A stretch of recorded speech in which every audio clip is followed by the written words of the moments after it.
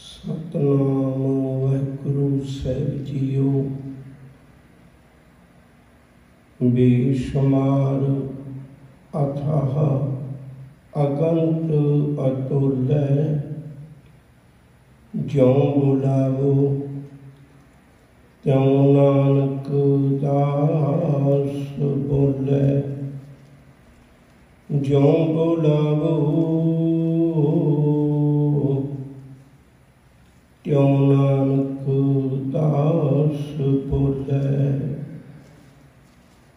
धन गुरु ग्रंथ साहिब सच्चे पातशाह जी की सुखा भरी बुकड़ विच बैठ औखी अते प्यासी रूह नूं गुरमुख प्यारे भाई गुरप्रीत सिंह जी बल्लड़वाल वो सानू खुराक दे रहे सन। बड़े प्यार वजद विच गुरु चरणों में जुड़ के हम मैले तो उजल करते, हम निर्गुण तू दाता। शब्द पढ़ के उन्होंने गा के सानू अध्यात्मक तृप्ति बख्शिश की। सतगुरु कृपा करे, चढ़ती कला का जीवन प्रदान करे। विचार की आरंभता तो पहला गुरु फतेह की सांझ पाइए। प्यार नाल आखो जी वाहिगुरु जी का खालसा, वाहिगुरु जी की फतेह। धरती के तख्ते ते आए किसी भी गुरु पीर पैगंबर की महानता इस गल में होंदी है, उन्हें संसार की झोली विच की पाया। अपने लिए अपने परिवार लिए तो हर कोई जिंदा है। गुरु पीर पैगंबरां की महानता इस गल में होंदी है, उस संसार की झोली विच बहुत कुछ पा के जाते। गुरु अर्जन पातशाह जी ने महान परोपकार ने, उन्होंने जिउण लई सानू कुर्बानी बख्शी है ते मरण लई सानू कुर्बानी बख्शी है। दो ही गल्लां सिखाईयां ने, जिउणा किवें ते मरना किवें। ये गुरु अर्जन पातशाह का उपकार। तो उन्होंने महान परोपकारों विचों एक बहुत बड़ा समुची मानवता के परोपकार है धन गुरु ग्रंथ साहिब जी का स्वरूप तैयार करना। ये स्वरूप किवें तैयार होया, प्रकाश किवें होया, ये भी विचार आपां अज तो शुरू करन लगे हैं। गुरु अर्जन पातशाह के जीवन में है, इसलिए ये विचार करनी है। तो मैं बेनती करांगा भी साडा आद सच जुगात सच है भी सच, नानक होसी भी सच, सदी भी गुरु गुरु ग्रंथ साहिब। हुण इहनूं गद्दी तो उतार के किसी होर ने नहीं बैठना, इन्हें सदीव इसे ने रहना। इसलिए कितना चंगा हो जे ये बारे च सानू पूर्ण ज्ञान होवे, अपने आप को सुधारीए, अपने बच्चों को दसीए, अपन पीढ़ियों को दसीए, संसार को दसीए। इसलिए इन्होंने दिनों की विचार जी है वो कोशिश करो लगातार असी गुरु चरणों किसी भी वसीले जुड़ के सुन सकें। हुण मैं गल शुरू करनी चाहना। ये सानू सबूत मिलता है, गुरु नानक साहब जी ने जितनी भी बाणी उचारी, उन्होंने अपने कोल एक पोथी रखी। पोथी मतलब मैं शब्दों में कहन लगा, मैनूं माफ करियो, एक किताब। क्योंकि भाई गुरदास जी ने भी शब्द वरते हैं, आसा हथ किताब कच्छ। वो अपने को एक अमृतमई बाणी की पोथी रखते सन। जदों कोई शब्द गाते सन, उस तो मगरों वो शब्द लिख लेते सन, जिहदे कारण करके गुरु साहब जी की बाणी को उतारा करने वाले 5 गुरु के सिखां का नाम इतिहास में भी आया है। भाई हंसू लोहार जी, भाई मनसुख जी, भाई सैदो के हो, भाई भगीरथ, ये गुरु की बाणी को लिखिया करते सन नाल दी नाल। मैं गल नेड़े रखनी चाहना ताकि आप अगे गल शुरू कर सकी। ये भी तुहाडे नाल कई बार सांझ पाई भी गुरु नानक साहब जी ने बहुत लंबेरे सफर किए हैं। उन्होंने अपने जीवन काल अंदर जेड़े जेड़े भगतां ने सच का हुक्का दिता सी, कुछ स्वार्थी लोगों ने उन्होंने जात बरादरियां दे, गरीबी अमीरी दे, इलाके दे, धर्म के, संप्रदायिक दे ये दूषण ला के उन्होंने बोल मानवता तक नहीं सी पहुँचन देते। उन्होंने बोल अपने ही अपने इलाके में पे सन। जिहदी मैं एक उदाहरण दे के अगे गल तोड़नी चाहना। शेख फरीद, याद रखियो जी, शेख फरीद 1173 में जन्म होगा तो 1469 में गुरु नानक साहब जी का जन्म है। करीब कह लो 300 साल शेख फरीद के बोल तो दुनिया में सन पर किसी के कोल नहीं सन, वो मनुखता की पहुँच में नहीं सी। बड़े ऐसे बचन ने भगत जयदेव जी, उन्होंने जन्म 1170 में होया। किहड़े वेले 1469 में गुरु नानक साहब का प्रकाश होया, पर उन्होंने बोल इलाके में ही सन, बाहर नहीं सन। गुरु नानक साहब जी ने एक बड़ा बड़ा महान परोपकार किया है। बड़ा औखा होंदा अपने तख्त के बराबर किसी को बिठाना, ये बहुत औखा होंदा है। गुरु साहब ने विचर के वो बाणी एकत्र की, जिहदे विचों 15 भगतों की बाणी गुरु ग्रंथ साहब जी की पवित्र बाणी में अंकित है। मैं एक छोटा जिहा दृष्टांत देके अगे तोड़ना है।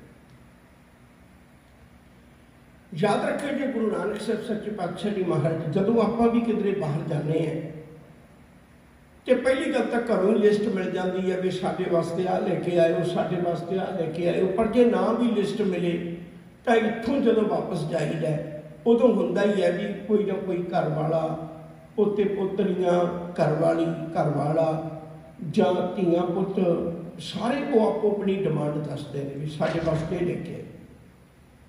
आप कोशिश करने वधिया वधिया चीज़ां लेके अपने परिवार वास्ते जाइए।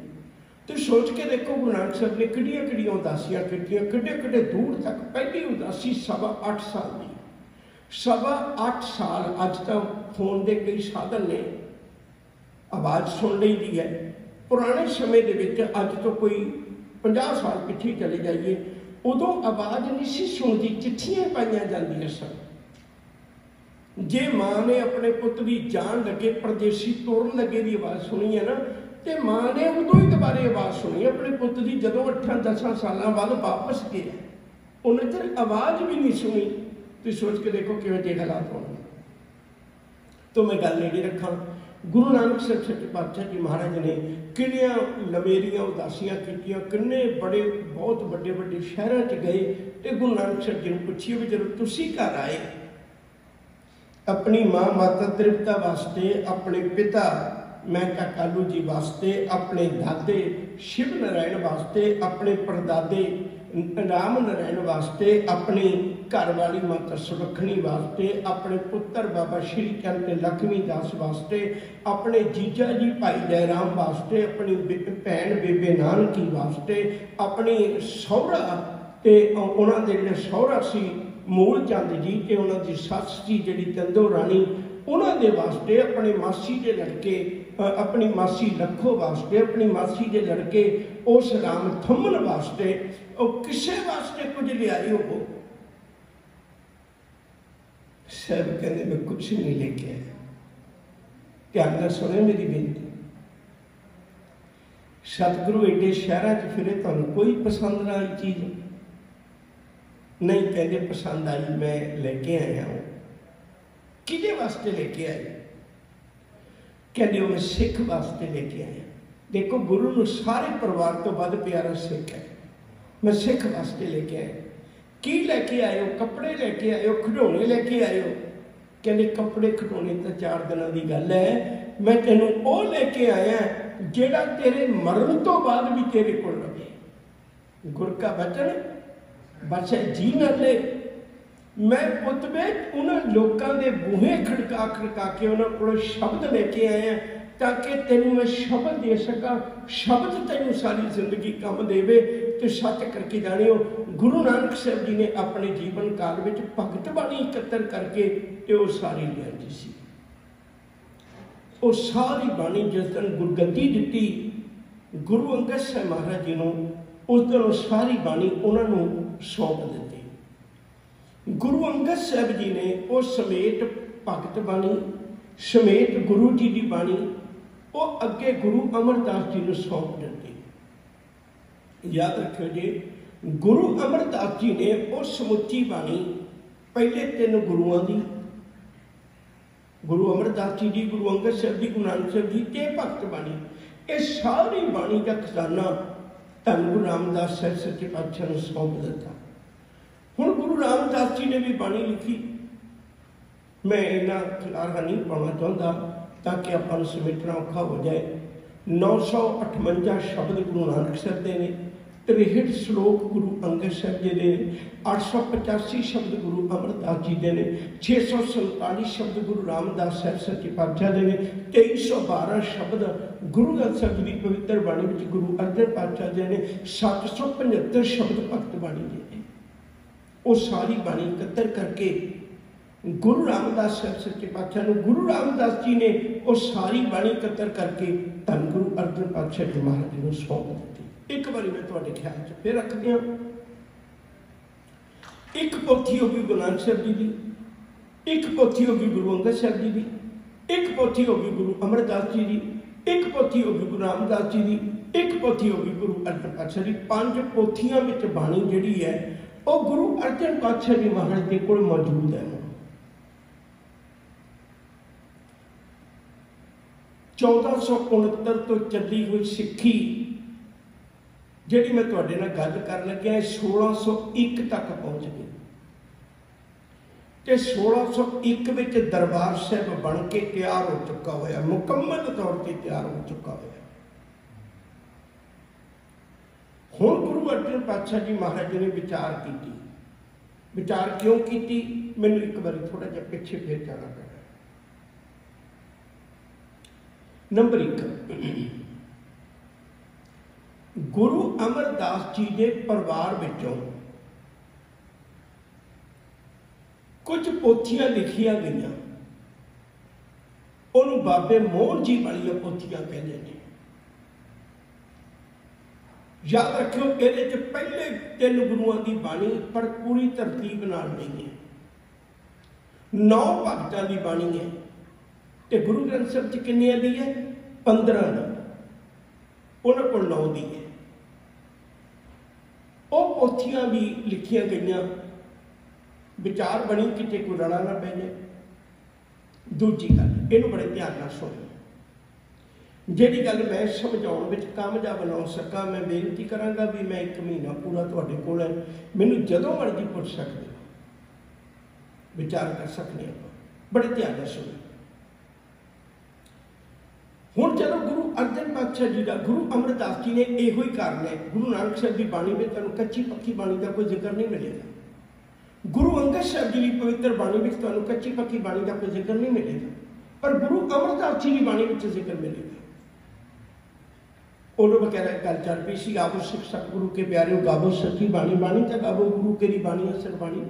जिनको नदर कर्म होवे हिरदे तना सुबाणी, पीवो अमर सदर हारंग जपे सारी बाणी, कहे नानक सदा गावो यह सच्ची बाणी, सतगुर बिना होर कच्ची है बाणी। उदों ये गल क्यों चली? नंबर 1 बाबे मोहन जी दी पोथियां करके।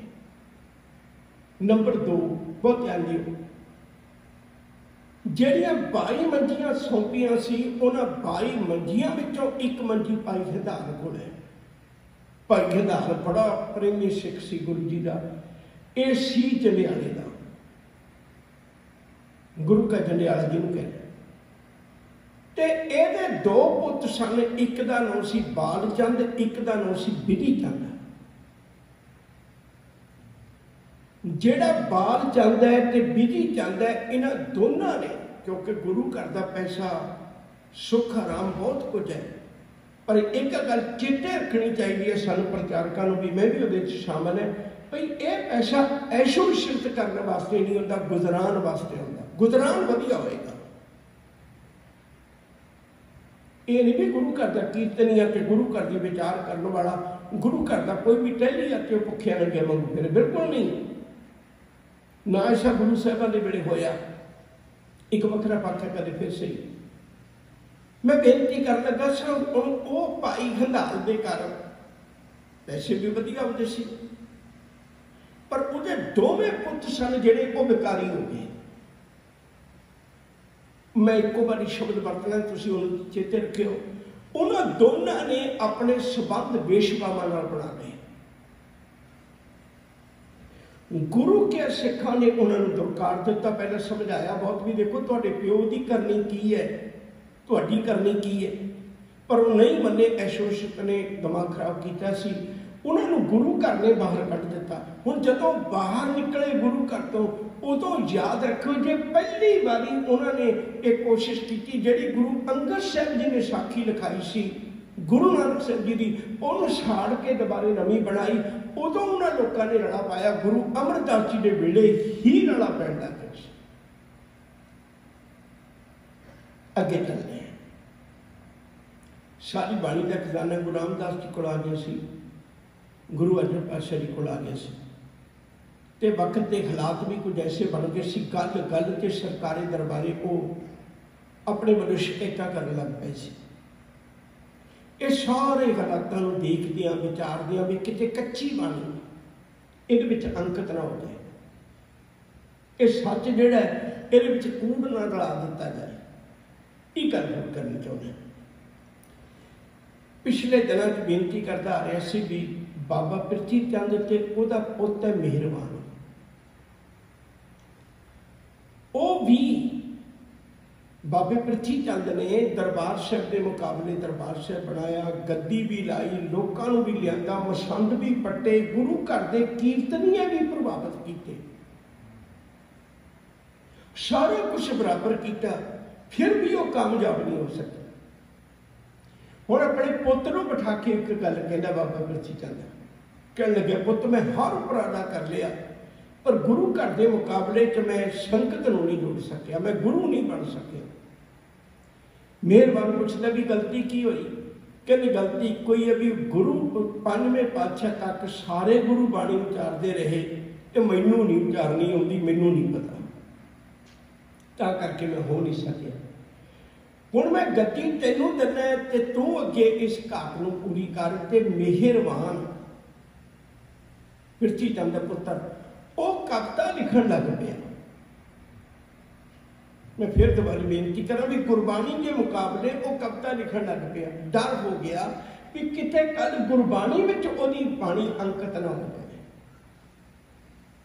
पहला विधि चंद ते बालचंद उन्हां दी कच्ची बाणी, दूजी का जिक्र किया सी मैं तुहाडे नाल हुणे बाबे मोहन जी दी पोथियां विच कुछ रले। तीजी गल भाई जेड़ा उस वेले बाबा पिरथी चंद पुत्र मेहरबान ओदी कच्ची बाणी। केसर सिंह शिपर उन्हें पंसावली नामा किताब लिखी है, उन्होंने जिक्र किया है मेहरबान पुत्र पृथ्वी का कविश्री करे, पारसी हिंदवी सहस कीर्ति नाल गुरमुखी पढ़े, 4 जबाना का माहर सी बंदा। ते गुरु जी के घर एक गल चली। हुण आपां सारी गल इकट्ठिया करने। गुरु अर्जन पातशाह जी महाराज ने विचार बनाई भी मेरी कौम के कोल भी जिहड़ा सरमाया प्यो दादे का मैनूं ये संभाल लेना चाहिए।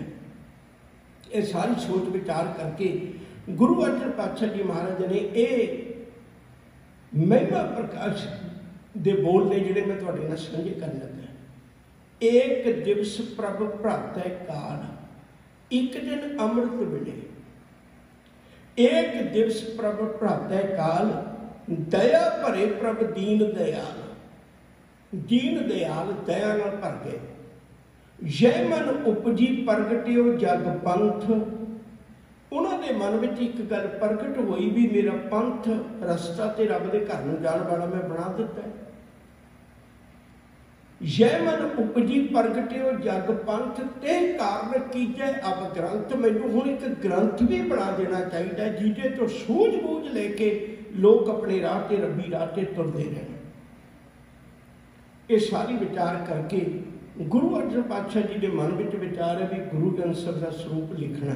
ये पहली विचार गुरु अर्जन पातशाह जी। दूजी बेनती एक दिन बाबे मेहरबान का शब्द सुन के एक गुरु का सिख गुरु चरणों में आया। एक कवि संतोख सिंह के बोल ने जिन्हें मैं कह लगा, एक सिख बोलियो जोर कर, सतगुर जी सुन लीजै, पृथिया आदक अपर बहु, से कर्म लखीजै। हे गुरु अर्जन पातशाह जी, मेरी हाथ जोड़ के की हुई बेनती नूं प्रवान करो जी। की बेनती है भी बाबा पृथ्वी चंद जी का पुत्र मेहरबान, ਉਹਦੇ कर्म देखो किहो ਜਿਹੇ ਨੇ, ਤੁਸੀਂ ਭਲੀ ਬਾਤ ਜਾਣਦੇ ਹੋ। ਸੇ कर्म लखीजै, आप बनावत शब्द बहु, निज मत अनुसारी। वो अपने वालों बड़े शब्द बनाता, पर वो अपनी मत विचों बनाता है। गुरबाणी गुरु की अपने वालों उचारी हुई बाणी नहीं है। गुरबाणी च रब्बी सुनेहा आया हुआ है। गुरु जी कहते ने, हो आपो बोल ना जानदा, मैं कहया सब हुक्माओ। जियो मैं तो रब के हुक्म नूं अगे बयान किया, ये मेरी गल नहीं है।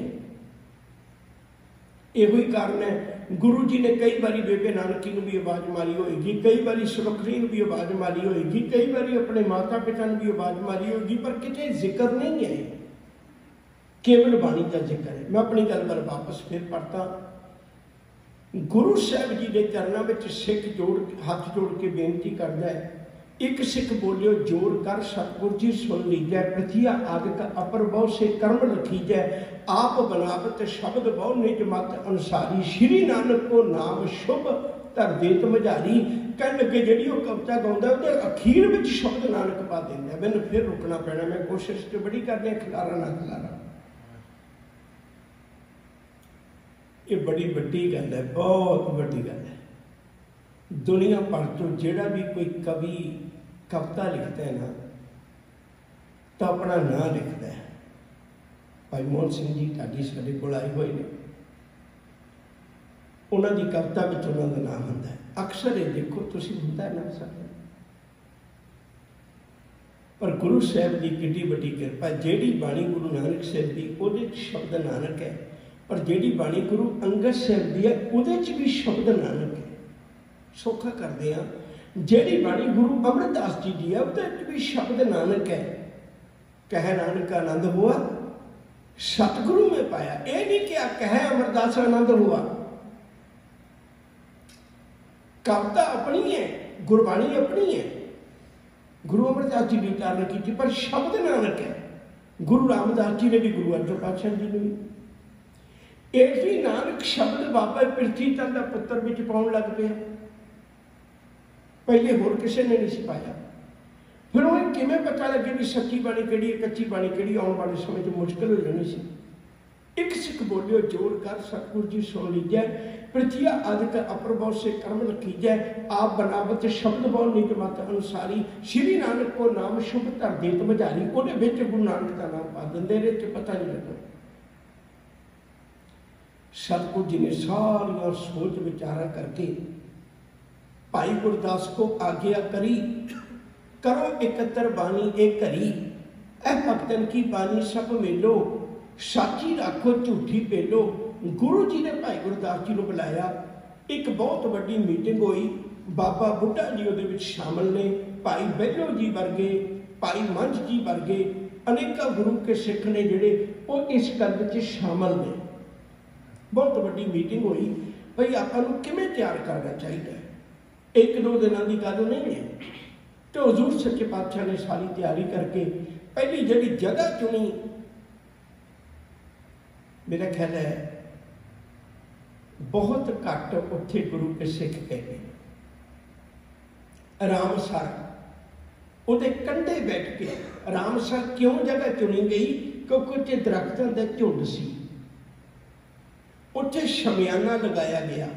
लिखण लग्या बहुत ख्याल करना पैंदा। अज तां बहुत सुख सहूलतां ने, उदों नहीं सी इन्नियां हुंदियां। जे गर्मी होवे तां हत्थ नूं गर्मी आ जानी है लिखदियां, ते थल्ले वाला पेपर खराब हो जाना। जे सर्दी है तां हत्थ कंबदा होएगा, अखरां दी शेप नहीं बननी। ओही जी जगह चुननी सी जिथे ना गर्मी लगे ना सर्दी लगे। और याद रखियो जिहड़ा कागज है वो 704 सन विच चीन ने बनाया सी पहली बार। जदों गुरु जी ने कागज मंगवाया, एवें तो एक दिन च नहीं सारा कुछ हो गया। कागज इंडिया जो दो थावां ते बनता सी, एक सहारनपुर एक कश्मीर। कश्मीर का कागज वधिया होंदा सी। गुरु अर्जन पातशाह जी ने कश्मीर तो कागज मंगवाया, वो सारा पेपर मंगवाया। फिर उस तो बाद विच ओदी कटिंग की गई उस ढंग नाल बई जिहड़ा गुरु ग्रंथ साहिब के पन्ने तैयार हो सकन, और उन्हां दी एक थत्थी बना दी जाती सी। इक्को बारी नहीं लिखण लग पे, उन्हां दी एक थत्थी बना दी जाती सी ताकि किते स्याही डुल जाए, कोई कारण बढ़ जाए, चाहे सारे पेपर खराब ना हो, थोड़े जे पेपरां दी एक थत्थी बना दी जाती सी। फिर उहदे च पानी लिखते रहंदे सी ते वो जब पूरी हो जाती सी फिर उन्हें रख दिता जाता सी। ये गल मैं बाद में करांगा कित्थे रखते सी।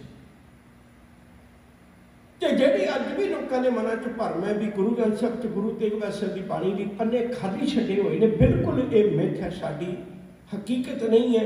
वो तां पन्ने छड्डे हो जाते सी, जिहड़ी थत्थी तैयार करते सी ना, कई बारी उहदे तो बाणी पहले खत्म हो समाप्त हो जाती सी ते जे पेपर बाकी रह जाते सन ते उवें दी उवें बन दित्ती जाती सी गुरु ग्रंथ साहिब दे विच, ताकि इहदे च कोई फर्क ना पवे। भाई बन्नो गुरु का सिख बड़ा सियाणा सी। ये दो काम लगे सन जिमें नंबर एक स्याही तैयार करनी, नंबर दो कलम घड़नी। कलम घड़नी बहुत बड़ी कला सी। एक कलम दे नाल सिर्फ इक्को ही पेज लिखा जाता सी, दूजा नहीं सी लिखते, ताकि कलम का मूँह चौड़ा ना हो जाए ते अखर चौड़े ना हो जाए। अखरां की तरतीब तुसीं देखो, जिते प्रिंटिंग प्रैस में छपदियां ने उदों हथी लिखा जाता सी। जो शुरुआत में एक अखर है, अखीर तक अखर की शेप होई रहिंदी सी। फिर जिहड़ी स्याही तैयार की जाती सी, स्याही तैयार करनी भी भाई बन्नो का काम सी। स्याही 20 दिनों च तैयार होंदी सी। ये नहीं भी अज बाजार वांगू बनी बनाई ले आंदी, उदों स्याही बनाउण वास्ते 20 दिन लगदे सी। शायद तुहानूं याद होवे जिन्ने भी पुराने सरूप ने साडे, उन्हां सबना दे पिछे स्याही की विधि लिखी होती सी। वो क्यों भी बाय चांस कोई इस बीट के विचों पन्ना खराब हो जाए, कोई कारण बन जाए, भिज जाए, कुछ ऐसा कारण बन जाए भी जो लिख के पाना होवे तां उहदी स्याही की विधि पिछे लिखी हुई है, उवें की स्याही तैयार करियो ताकि अखीर तक अखरां दा रंग ना बदले। मैं एक गल कह के समाप्ति कर देनी चाहना, समा याद रखो जे जिहड़ी घोटी जाती सी ना स्याही, वो उस वेले कालख लैके कुछ गूंद लैके विच सोने का थोड़ा जिहा पत्तरा पा के विच निंब के घोटने नाल घोटी जाती सी ते तांबे के बर्तन च घोटी जाती सी। निंब के घोटने नाल तां घोटी जाती सी भई इस पेपर नूं किते कीड़ा ना लग जाए, क्योंकि जिथे निंब घोट के पाई होवे अखरां च उत्थे कीड़ा नहीं दुबारे लगदा। सोना तां पाया जाता सी ताकि इन्हां अखरां की चमक उच्ची नीवीं ना होवे, सदियां बीत जाण ते चमक इक्को जी रहे। कालख पाई जाती सी, होर कितना कुछ पाया जाता सी। मैं संखेप विच बेनती की है, ये सारी थ्यारी तैयार करते हैं ते पेपर तैयार करते हैं। भाई गुरदास जी बैठ के लिखते हैं। ये अगली विचार आप कल रोज इत्थों शुरू करांगे। समय नहीं बंद मुका लिया, इत्थे समाप्ति है। आने वाला प्रोग्राम बहुत सुहावना कर जो ज्ञानी जी तुहानूं जाणू करवाउणगे। भुल्ला ना चितारते हुए प्यार नाल आखो जी वाहिगुरू जी का खालसा वाहिगुरू जी की